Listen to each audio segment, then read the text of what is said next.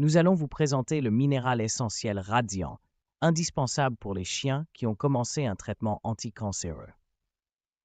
En général, lorsque le traitement anticancéreux commence, on cherche de nombreux compléments nutritifs et compléments pour aider l'animal dans son traitement. Typiquement, on achète et donne beaucoup d'ingrédients comme le fucoïdane ou le bêta-carotène.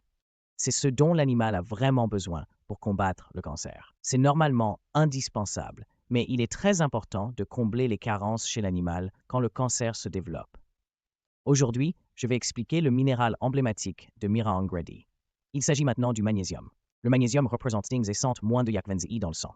Il est facile de le négliger, mais le magnésium fournit une nutrition essentielle aux enfants recevant une chimiothérapie. Dans le cas du magnésium, en raison des effets secondaires des médicaments anticancéreux, il peut être éliminé de manière excessive par les reins, parce que cela provoque fréquemment des vomissements et de la diarrhée. Il arrive aussi fréquemment que les minéraux soient rapidement perdus avec les électrolytes. Et dans le cas des cellules cancéreuses, elles se multiplient de façon illimitée, épuisant souvent jusqu'au magnésium que les cellules normales utilisent. Lorsqu'on fait face à un stress important, à la fois physique et mental, durant la lutte contre le cancer, à ce moment-là, une forte consommation de magnésium se produit. En réalité, le magnésium constitue moins de thiaphenzi dans le sang. Même si les analyses sanguines montrent des résultats normaux, il existe en réalité de nombreux cas de carence en magnésium au niveau cellulaire.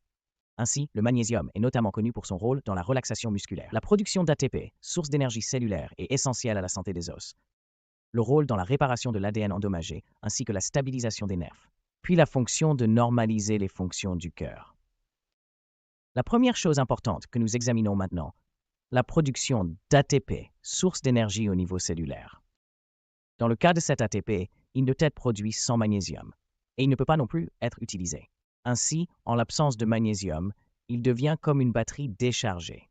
Deuxièmement, lorsque l'ADN est endommagé, le magnésium est indispensable pour réparer et stabiliser cet ADN. Troisièmement, il a maintenant un rôle calmant qui apaise le corps et l'esprit sensible. On l'appelle aussi le minéral de la détente. Le magnésium agit en stabilisant les nerfs sensibles. Il joue un rôle en détendant les muscles raides par la douleur et le stress. Il joue surtout un rôle essentiel dans la stabilisation du rythme cardiaque.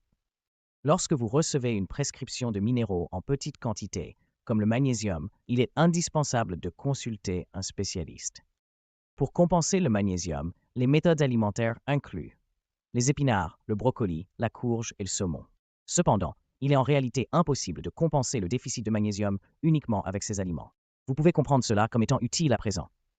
Et en pratique, il est possible d'apporter un complément actif grâce à un agent effectif.